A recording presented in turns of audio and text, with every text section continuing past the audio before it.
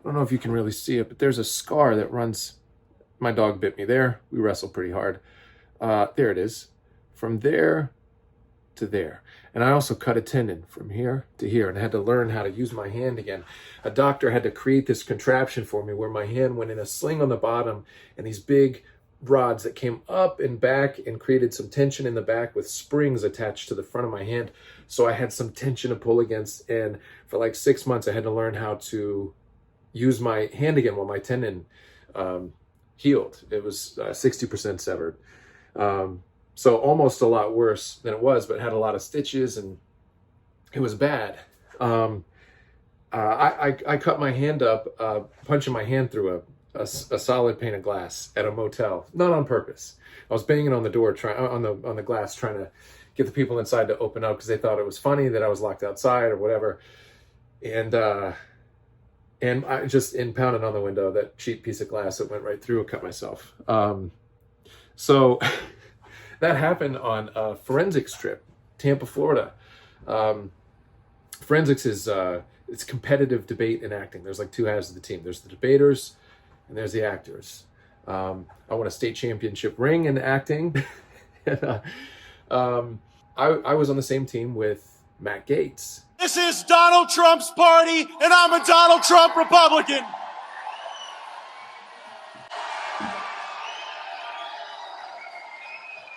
Our way, America first, is the way forward for America. Matt Gaetz was a very good debater. He was the best. He was the best there was. He is undoubtedly articulate, well-spoken, and very gifted at forming a cogent argument to support his belief system. But we can see now, if paying attention and you're a savvy-minded, educated individual, it becomes pretty clear that what Matt Gaetz stands for is not wise. It's mere months after a conservative extremist killed 5 people in the Capitol trying to overthrow democracy, he says this. The internet's hall monitors out in Silicon Valley, they think they can suppress us, discourage us. Maybe if you're just a little less patriotic, maybe if you just conform to their way of thinking a little more, that you'll be allowed to participate in the digital world. Well, you know what? Silicon Valley can't cancel this movement, or this rally, or this congressman.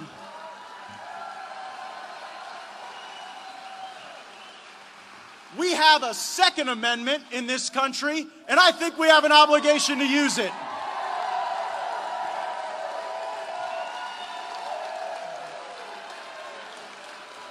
The Second Amendment, this is a little history lesson for all the fake news media. The Second Amendment is not about hunting, it's not about recreation, it's not about sports. The Second Amendment is about maintaining within the citizenry the ability to maintain an armed rebellion against the government if that becomes necessary. I hope it never does, but it sure is important to recognize the founding principles of this nation and to make sure that they are fully understood. I don't think it's a coincidence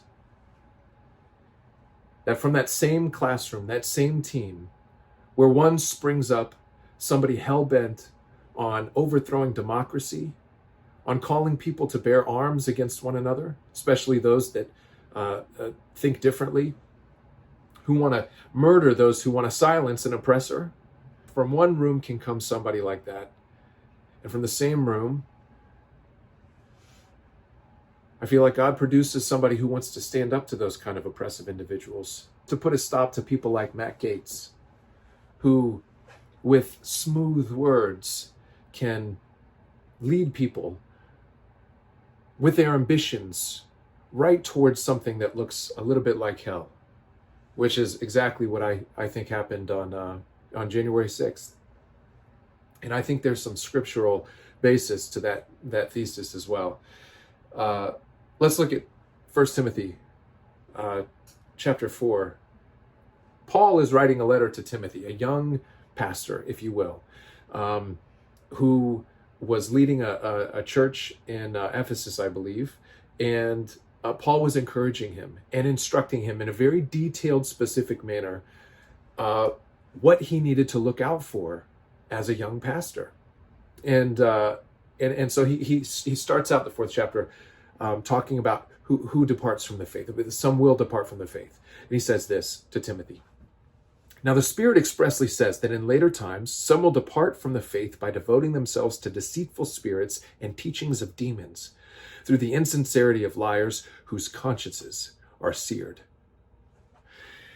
There's enough. We could talk about this for 2 hours, what I just read. But let's go back to the teachings of demons. What is Paul talking about there? He's talking about what's called the doctrine of demons. And that basically, in a nutshell, says that we, the doctrines of demons, would say, we can be like God apart from God. It's a very simple twist on some kind of truth, which is what the doctrines of demons is all about, twisting the seed of truth just enough to make us false and to lead us away from God. We can be like God apart from God. The truth is, we can be the image of God, a carbon copy, if we are in close proximity to God. And in fact, the closer we are to God, the more holy we become. We're made holy, not because of anything we do, but because of the proximity to one that is infinitely holy.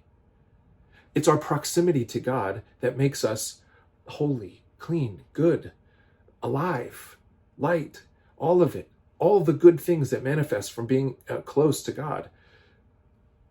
We cannot be like that and not be in close proximity to the source of goodness, of holiness. So that doctrine goes all the way back. The root of that tree starts in Genesis, right in the very beginning of this saga. So in Genesis 2 and 3, we've got Adam and Eve, or we've got Adam and God gives this command. He says, you're free to eat from any tree in the garden, but you must not eat from the tree of knowledge of good and evil.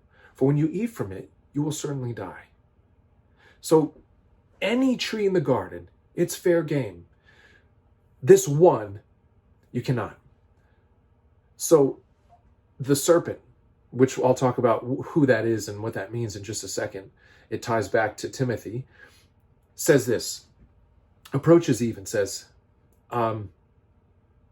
did God really say you must not eat from any tree in the garden?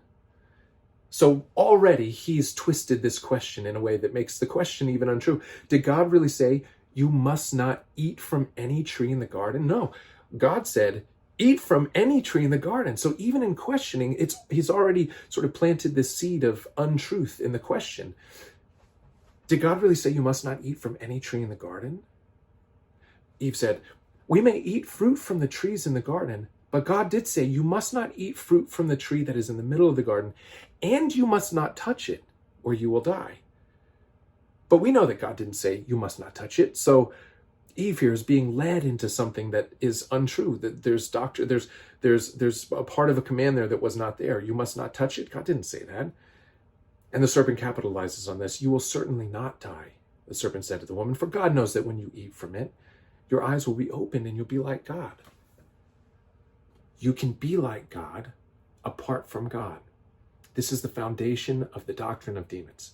So when Paul is talking to Timothy, they all know this. They come from the same school. They know that when he says the teachings of demons, this is what he's talking about. One who leads others astray via their own ambitions. And in fact, if you look at the Hebrew word for serpent, we think of the Sunday school picture of a snake. But really, this is, some say nahash, the Hebrew word could mean shining one, as in a fallen angel, but still radiated like angels would, the shining one. So Hebrew words are based on root radicals and grammatically inflecting those radicals. And the root radical of this nahash means not whisper, which is why we get the word serpent in English. Whisper or hiss. It actually means being the target of goading, prodding, inducement, or hinting. So one who's goading somebody along capturing the heart of their ambitions and then goading them into bringing them to the fullness. And that's what that's what the serpent does. So it's a being who coaxed. There's another word that's very similar that means to Nahash, that means a snake charmer. So like a snake charmer, just coaxed Eve into going towards her ambitions, which were to eat from that tree. This is exactly what we see in Matt Gaetz, like an articulate snake charmer, capitalizing on the fears that drive his ultra-conservative extremist base, who wish to overthrow things that look different than them. He stokes the fears of what life would look like if we gave more to the poor and oppressed, if we transferred power from the systems of white capitalist America to those who have never experienced the opportunity that white America has.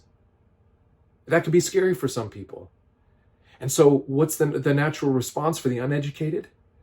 To take up arms and kill those that look nothing like them. The teachings of demons. That's what we see in Matt Gaetz. And while one rose up out of that class to call people to bear arms against those that are different and to worship Trump, there's another that refuses to stand by and let the politicalization of faith take root and pervert a base that is 83% Christian and lead them into some false faith without at least saying something about it. I think Matt Gaetz' days are numbered, but until his ticket's up, I'll call it what it is. But we have a power that they can never take away, and it is directly tied to fighting for you, advancing your interests, battling your dislikes.